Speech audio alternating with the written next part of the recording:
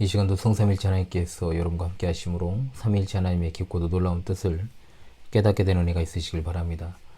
목요 강설 시간입니다. 목요 강설 시간에는 지금 현재 십자가 위에서 남기신 7말씀, 이른바 가상 7언을 목요일에 이제 로테이션으로 강설하고 있습니다.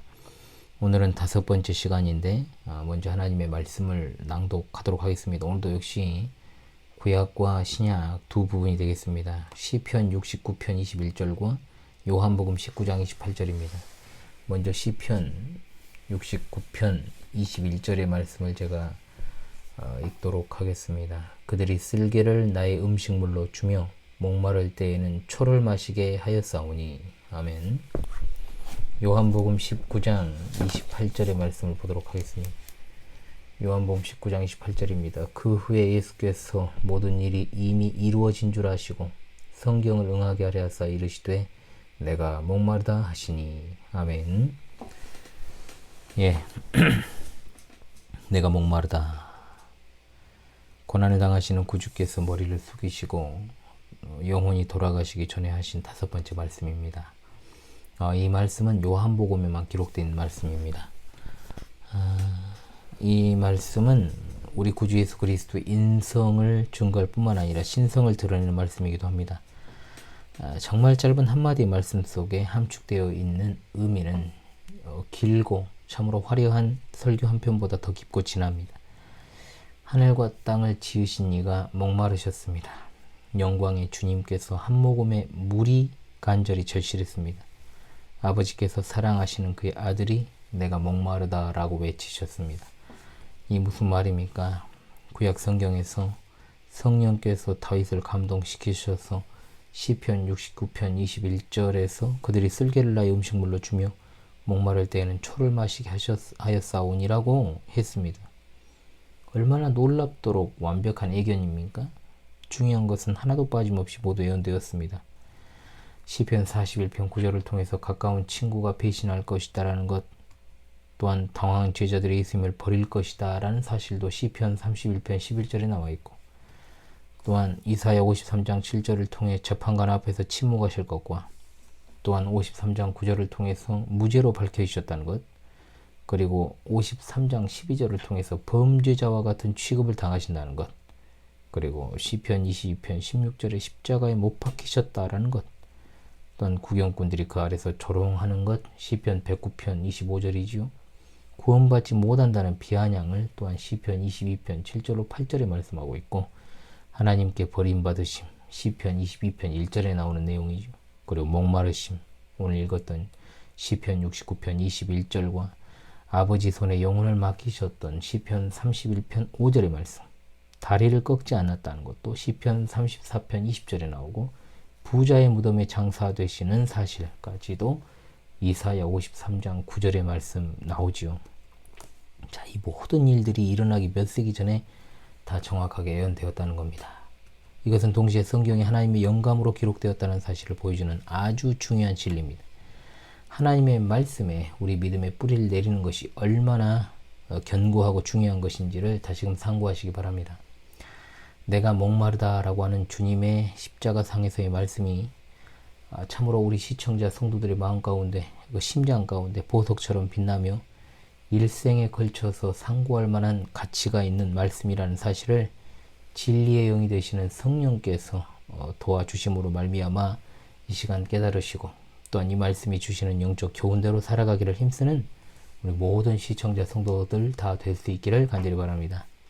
자, 첫째로 내가 목마르다라는 말씀은 이미 말씀드렸듯 그리스도의 인성을 보여주는 말씀입니다. 자, 우리 주 예수 그리스도는 온전한 하나님이십니다. 그러나 또한 온전한 인간이십니다.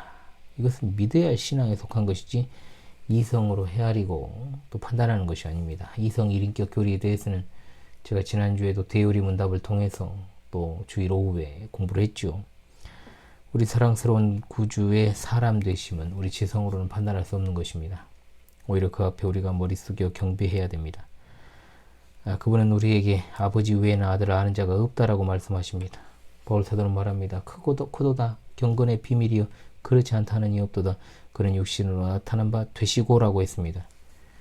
우리의 머리로는 그리스도의 인성 중에 많은 부분을 헤아릴 것이 없지만 그의 모든 것은 존경해야 되고 사랑스러워해야 됩니다.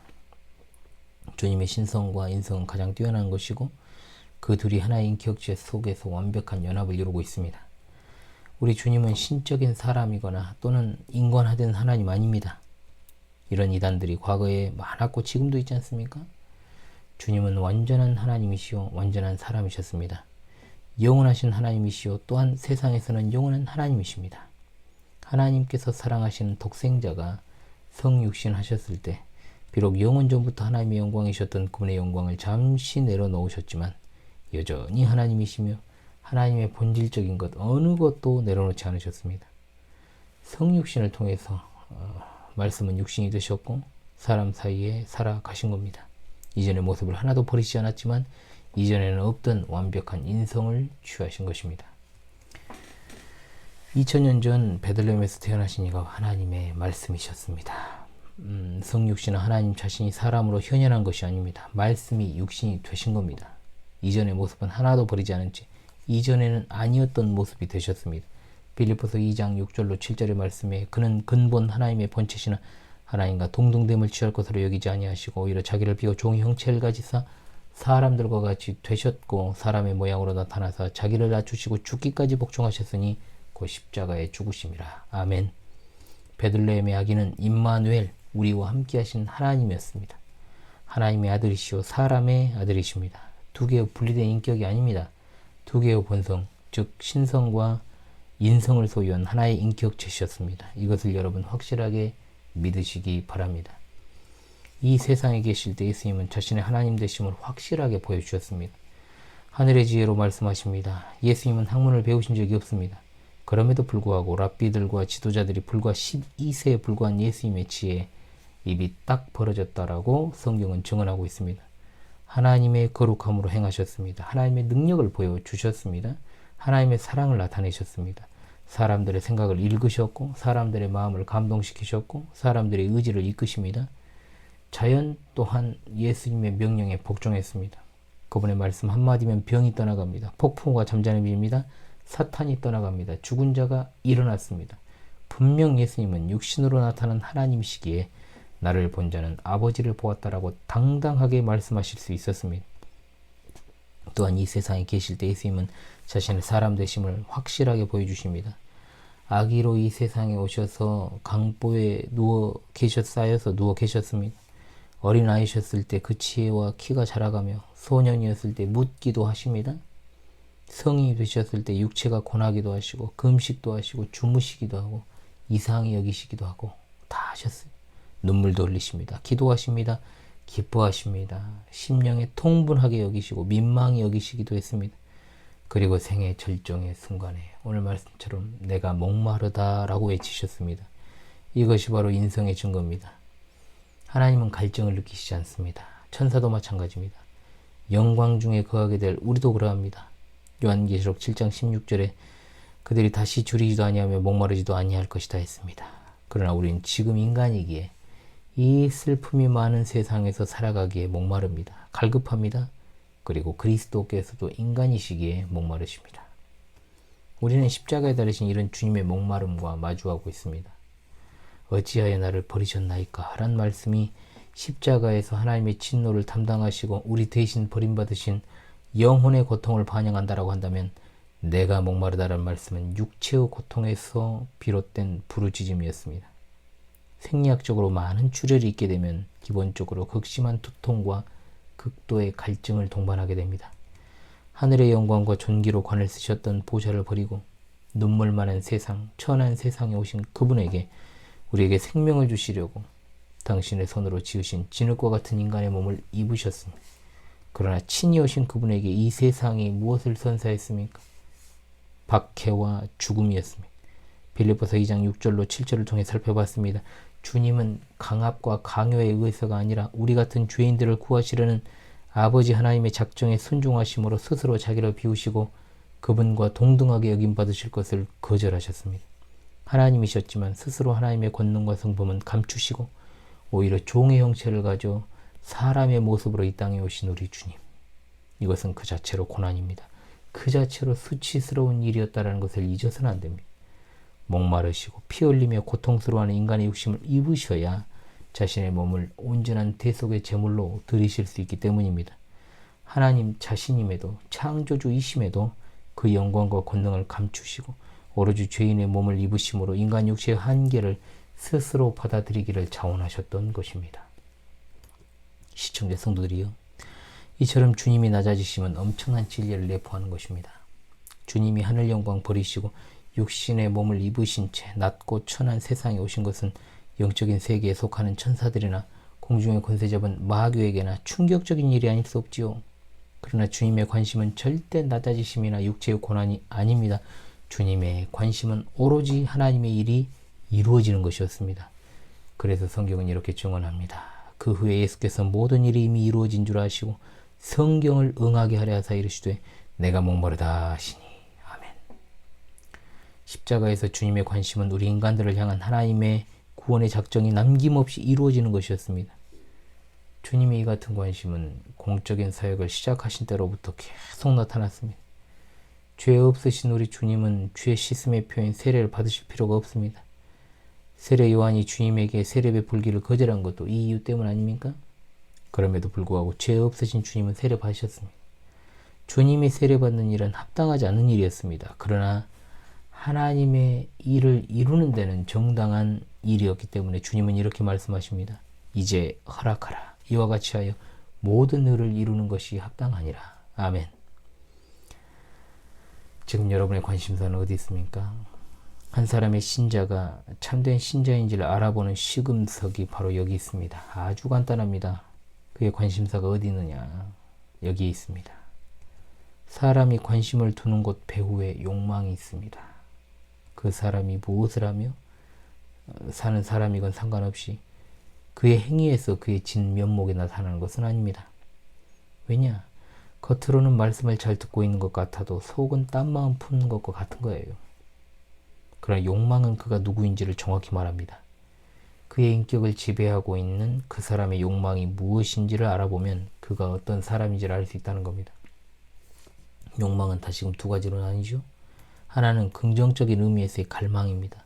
하나는 부정적인 의미에서의 갈망입니다. 하나님의 사람은 하나님을 향한 열망이 있습니다. 갈망이 있습니다. 하나님의 다스리심에 대한 갈망이 있습니다. 반면 세속적인 사람에게는 세상의 즐거움에 대한 욕망과 갈망이 있습니다. 정말 안타까운 현실은 오늘날 현대교회 안에는 바른 삶의 목표를 가진 그리스도인이 그다지 많지 않다는 겁니다. 그리스도인으로서 삶의 목표가 없는 그 자리를 종교적 감정이 대체하고 있습니다. 종교적인 행위를 통해서 마음이 이미 떠버린 신앙을 대체하는 것이죠. 신앙생활이 아니라 종교생활하는 겁니다.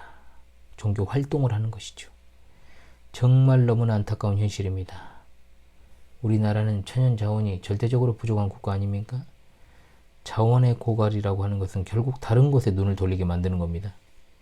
내적인 자원 고갈을 경험하는 그리스도인들도 마찬가지입니다. 오직 둘 중에 하나의 길을 선택합니다. 하나는 세상에 빠져 속된 즐거움으로 그 영혼의 굶주림을 잊으며 살아가는 것이고, 또 하나는 윤리적 이데올로기에 빠져서 도덕적인 생활로 영적인 갈급함을 채워보려고 하는 시도죠. 그러나 이 둘은 사실상 백지 한 장 차이입니다. 아무리 도덕적인 삶을 살아가고 있다 해도 복음의 감격이 없는 한 그것은 자기의에 불과합니다.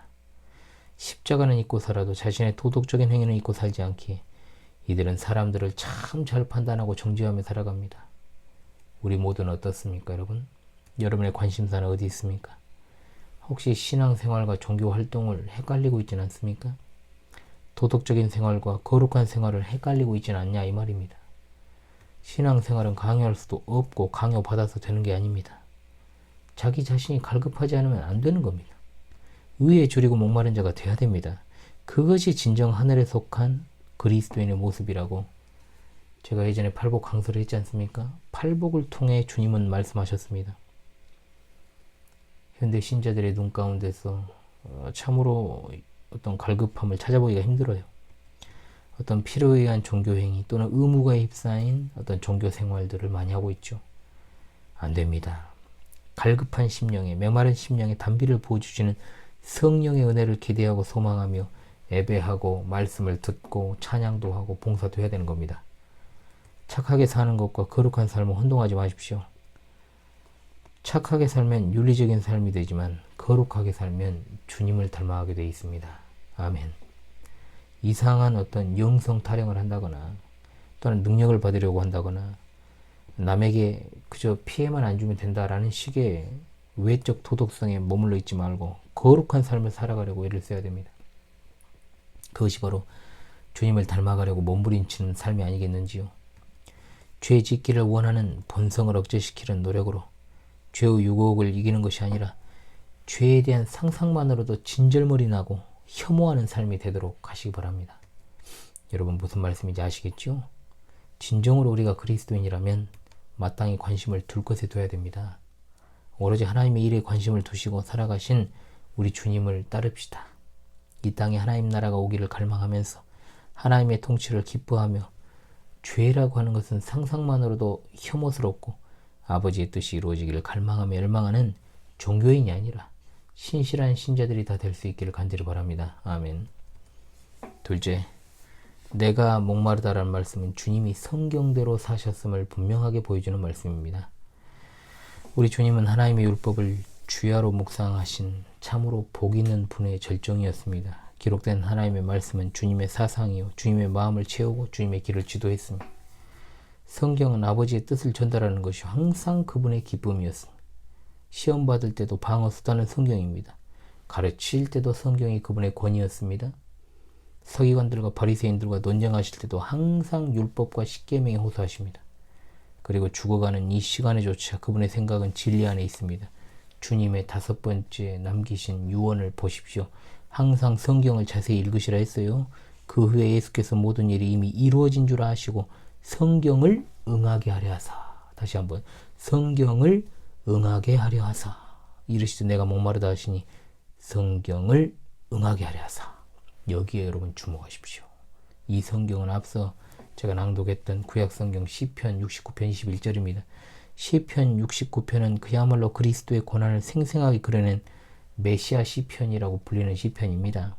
21절에 그들이 쓸개를 나의 음식물로 주며 목마를 때에는 초를 마시게 하였사오니 이것이 아직 이루어지지 않았습니다. 이미 앞서 2절에 깊은 수렁에 빠지셨고 4절에 까닭없이 미워함을 받았으며 7절에 비방과 수치를 당하셨고 8절에 형제에게 객이 되고 11절로 12절에 조롱자들의 발거리가 되고 취한 무리의 노래가 되었다 했습니다. 17절로 20절에 하나님께 근심을 부르짖었으며 이제 초와 쓸개를 마시도록 받는 것 외에 남은 것이 없었고 이를 이루시기 위해 주는 외치신 것입니다. 내가 목마르다. 그 외에 예수께서 모든 일이 이루어진 줄 아시고 성경을 응하게 하려 하사 이르시되 내가 목마르다. 주님은 흐트러짐이 없으십니다. 침착하십니다. 6시간 동안 매달려 계셨고 말할 수 없는 고통을 겪으셨지만 정신은 분명했고 기억력은 그대로입니다. 아주 또렷한 정신으로 하나님의 완전한 진리를 기억하십니다. 메시아에 대한 애언을 짚어보셨습니다. 아직 이루어지지 않은 애언이 하나 있음을 생각하십니다. 어느 것 하나 가볍게 넘기지 않으셨습니다.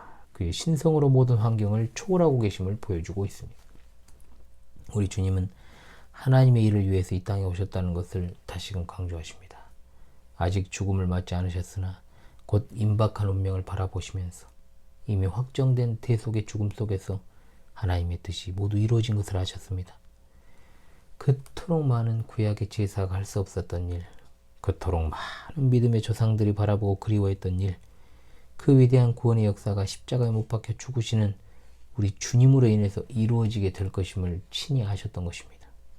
한 사람의 반역으로 죄가 세상에 들어오고 그 죄로 말미암아 사망이 들어와 사망의 종노릇하던 것은 참으로 극심한 불행 아닙니까? 그러나 한 사람의 순종, 즉 주님의 순종으로 말미암아 모든 사람에게 생명을 가져다 주었고 죄와 사망의 권세로부터 생명의 성령의 법의 지배를 받는 존재로 바뀌게 된 것입니다. 여기에 더할 것도 보탤 것도 없습니다. 단지 우리를 위해 이루신 십자가의 위대한 일로 인해 하나님 아버지께 찬송과 영광을 돌리는 일만 남은 것입니다. 죄인들을 향하여 끝없이 변함없이 신실하신 예수님의 거룩하신 성품을 노래할 뿐입니다. 이 일을 이루심에 조그마한 일도 우리는 보탠 것이 없고 은총을 입을 만한 가치도 전혀 없습니다. 케파 목사 스프라울은 이렇게 말합니다. 우리는 오히려 그로부터 도망가기 바빴다. 제가 이것을 많이 인용을 했죠. 그동안 우리는 도망가기 바빴다. 하나님의 은혜는 더욱 빛이 나고 주님이 이루신 모든 일은 우리에게 소망이 됩니다. 아멘. 시청자 성도 여러분, 죽기까지 아버지의 뜻에 복종하시기 위해 몸부림치신 주님의 마음이 전달될 수 있기를 소망합니다. 우리 주님이 능력을 행하시려 했다면 목마르다 말씀을 손쉽게 충족시킬 수 있으십니다. 광야의 백성에게 물을 내신 주님이십니다. 말씀으로 물을 포도주로 바꾸신 주님이십니다. 그러나 절대로 우리 주님조차도 자신의 유익과 편리를 위해 기적을 행하신 일이 없음을 여러분 기억하십시오. 사탄이 시험하면서 계속 기적을 사용하라고 요구했을 때도 주님은 그렇게 하지 않았음을 기억하십시오. 오로지 하나님의 말씀, 하나님 아버지의 뜻을 이루시기 위해 성경에 목이 마를 것이며 그로 인해 초를 받게 되실 것이라고 기록되어 있습니다. 하나님의 뜻을 이루시기 위해 이 땅에 오셨기 때문에 그렇게 복종하신 겁니다. 그런데 우리는 무슨 까닭으로 하나님의 말씀을 무시하고 멀리하고 왜곡시키고 또 가짜 이적과 기사를 부린 자들에게 미혹되는 것입니까? 말씀 그 자체이신 예수께서도 이 세상에 오셔서 자신의 유익과 편리로 기적을 행하신 일이 없음에도 자기들 멋대로 하나님 말씀을 갖다 쓰고 인용하고 왜곡시키면서 사탄이 좋아할 만한 일을 행하는 것이 하나님의 뜻입니까? 여러분, 우리가 마지막 시대에 갖춰야 될 거에 영적 분별력이라고 그랬죠. 목사들의 설교도 분별력 있게 잘 들어야 됩니다. 하나님의 말씀을 증거한다고 하면서 말씀을 풀어서 해설하지 않고 자기 말을 하면서 성경을 인용해서 자신의 말을 합리화하는 설교들이 많습니다. 여러분, 다 그것은 가짜 설교입니다. 자세히 잘 들어보십시오. 자기 할 말 해놓고 성경 몇 장 몇 절에 보면 이러이러하게 나와 있더라. 이런 식으로 어떤 화법을 구사하는 자들을 조심하십시오. 그러니 내 말은 맞는 것이다. 영은 전부터 하나님이시오. 말씀 그 자체이신 우리 주님이 이 땅에서 사역하실 때조차도 하나님 아버지의 뜻을 이루시고 또한 성경의 예언을 이루시기 위해 힘쓰시며 이루셨는데 성령께서도 자신의 임의로 사역하시지 않고 오로지 예수 그리스도를 통해 계시된 그 진리를 사람들의 마음 가운데 적용하기를 힘쓰시는데 도대체 인간이 뭐간데 하나님보다 위에 서서 성경과 교리를 가르치지 말라, 능력을 못 받은 자들이 성경 교리를 강조하고 성경 공부를 한다면서 이런 정말 얼토당토하는 말을 쏟아내고 있으니 이것을 좋아할 리가 사탄 말고 누가 있겠습니까? 하나님의 말씀을 멀리하는 이단과 또 사이비 종교 그리고 정신없는 지도자들 그리고 그 밑에서 똑같이 하나님의 말씀보다 체험을 중시하는 이단, 사이비 그리고 정신없는 종교인들로 인해서 한국 교회가 정말로 멍들고 신음하며 우리 주님이 아파하고 계십니다. 십자가 아래서 십자가를 이용만 하고 진리의 말씀을 옳게 분별하지 않는 강단, 결국 이런 곳에서의 주님은 입헌 군주국의 왕 취급을 받고 있죠.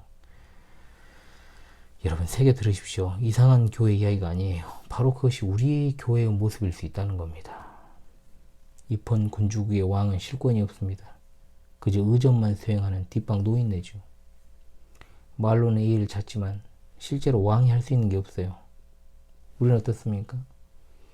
말과 찬양으로는 주님이 생사화복을 주관하시는 거룩하시고 공의로우시고 사랑이 많으시고 불변하시고 신실하시고 아름다우시고 지극히 자비로우시고 공의이 풍성하시고 온천지 만물을 주관하시고 정말 주장하시며 우리들의 모든 것을 하나하나 섭리하시는 높고 위대하신 하나님 아버지 경배합니다. 아버지 찬양합니다. 찬양하라. 내 영혼아 내 속에 있는 것들아 다 찬양하라. 이렇게 해놓고 삶에서는 전혀 아버지의 아자도 안 나오지요. 이름을 높이기는커녕 숨기기 바쁘고 나를 드러내기 바쁜 모습은 아닙니까? 여러분의 하나님은, 당신의 하나님은 입헌 군주국의 왕입니까? 그렇지 않으면 실질적으로 다스리시는 절대적인 왕이십니까? 성도들이 모이면 거기에 하나님의 임재하심이 나타나야 됩니다. 예배하기 위해 올 때 잡다한 생각, 심란하고 번민이 가득하고 고나고 지쳐왔을지라도 돌아갈 때는 하나님의 함께하심을 느끼며 거룩한 삶을 위한 목표와 마음이 고정되어야 하지 않겠습니까? 그러나 오늘 대다수의 신자들, 교인들은 무엇을 해도 하나님 앞에 사지 않은 것 같은 신앙생활을 하고 있어요. 하나님을 멀리하는 어떤 악한 본성의 발현이 아니겠습니까? 악한 마음은 성경의 진리를 하찮은 것으로 여기는 태도로 나타납니다.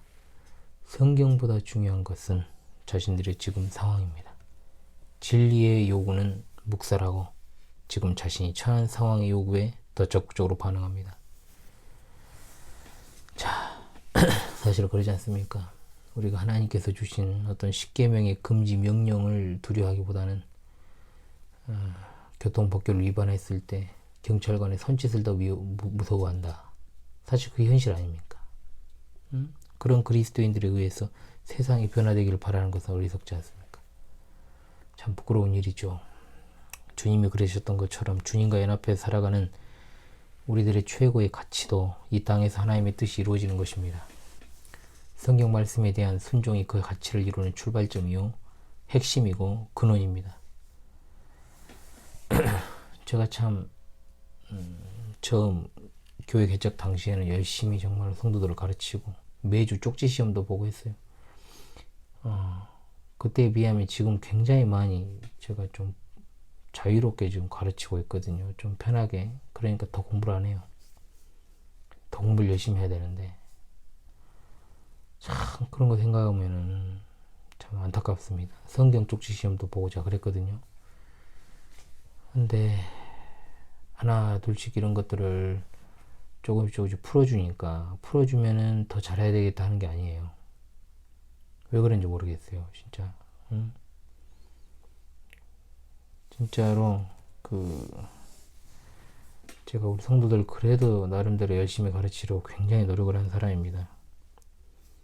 제가 무엇 때문에 그렇게 하겠습니까? 더 하나님의 뜻을 이루고자 하는 열망 때문이죠. 목사가 합법적이고 또 무슨 이단적인 주장을 하는 것도 아니고 부도덕하고 불합리한 지시하지도 않습니다. 제가 성도들에게 엄청 힘든 것을 시킨 적도 없습니다. 그냥 매주 주어진 일에만 충실해라. 이러이러한 것들을 하라고 했으면 분량을 정해주니까요. 하라고 하는데도 안 해요. 응? 더 열심히 해야 되는데.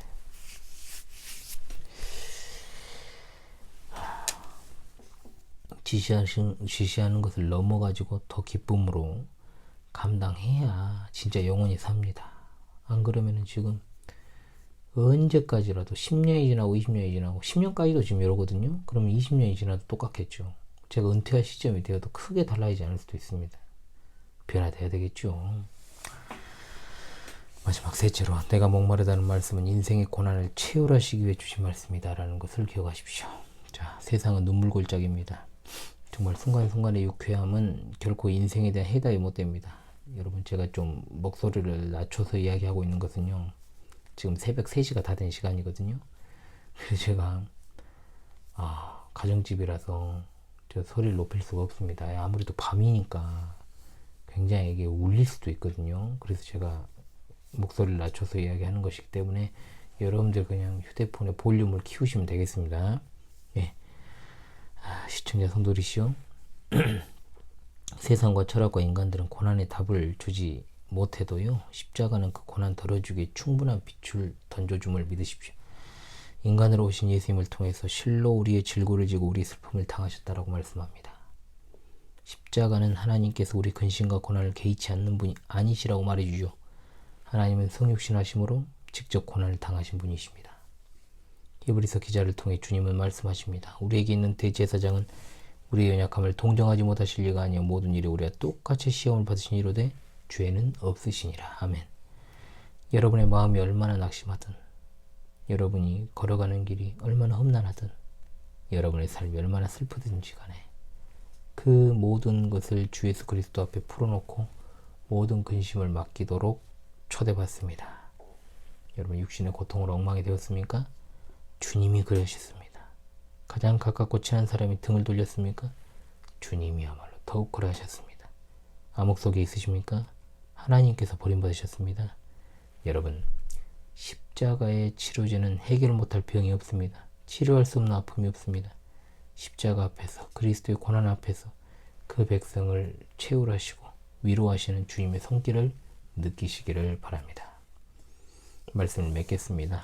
오늘날 우리 사회는 정말 이 성공에 미친 사회다라고 해도 과언은 아니죠. 성공에는 미쳐있지만 모두가 성공을 못합니다. 좌절한 사람은 훨씬 많고 극단적인 선택을 한 사람도 많은 세상이 되어버렸어요. 성공은 다분히 물량과 업적에 의해 평가됩니다. 그리고 성공이라는 것이 사실은 멀리 있는 것도 아닌데 그냥 우리가 가장 말하는 거 있습니까? 평범하게 살고 싶다. 이게 굉장히 어려운 세상이 되어버린 거죠. 한때는 개인의 성공담을 담은 수기가 얼마나 베스트셀러가 되던 때가 있습니까? 학문이나 문화나 사업이나 육아나 건강, 살림살이와 관련한 성공한 사람들의 이야기가 불티나게 팔렸던 시절이 있었죠. 그러다가 넘어간 것이 이도저도 아닌 세상. 그냥 건강하게나 살아보자. 이제 웰빙이 이제 대세를 이루었던 세상이 있었습니다. 그러다가 또 넘어왔습니다. 죽기 아니면 까무러치기다. 그러니까 어떻습니까? 대박을 노리고 주식을 하고 코인을 하고 부동산 투기를 하면서 전반적으로 사람들은 한탕주의에 물들어 있고 분노에 차 있고 욕구 불만족이 강합니다. 젊은 사람들이 일을 안 하죠. 그죠. 그렇게 살아가는, 건드리면 폭발하는 시대.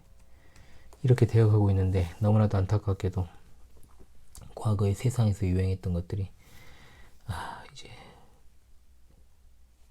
세상에서 버린 것들이 교회 안에서 유행하는 기이한 현상들이 일어났지 않습니까?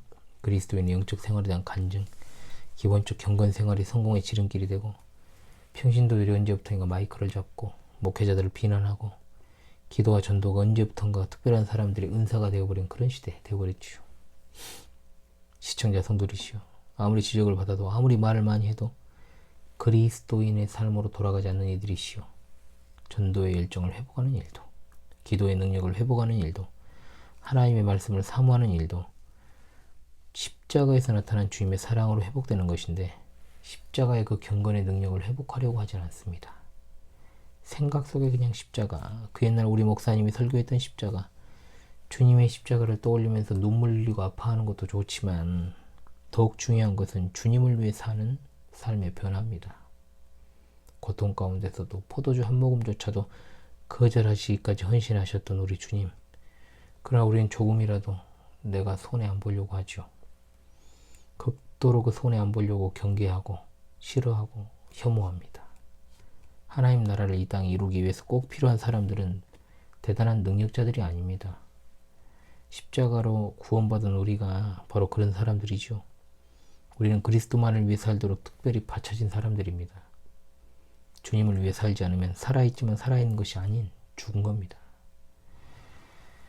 잘 죽기 위해서 오늘을 살아가시길 바랍니다. 세상은 이런 사람들을 싫어할 수밖에 없습니다. 가만두지도 않습니다. 주님만을 사랑하는 우리를 별로 좋아하지 않습니다. 보기 싫어합니다. 세상이 신자들을 유혹하는 이유도 그것 때문입니다. 그러나 신앙을 잃어버린다면 모든 것을 잃는 것과 같습니다. 십자가를 잃는 것은 그의 신앙이 형식적 종교활동임을 증명하는 것입니다. 십자가를 외면하지 마십시오. 십자가 위에서 우리 위에 죽으신 주님의 마음을 품으시는 여러분 되시기를 바랍니다. 너희는 그리스도의 것이요 그리스도는 하나님의 것이니라. 아멘 할렐루야. 십자가와 관련된 찬송을 부르고 싶은데 밤이라서 못 부르겠네요. 너무 늦은 시간이어서 말씀을 맺도록 하겠습니다. 우리 주님 곧 오십니다. 샬롬 마라나타.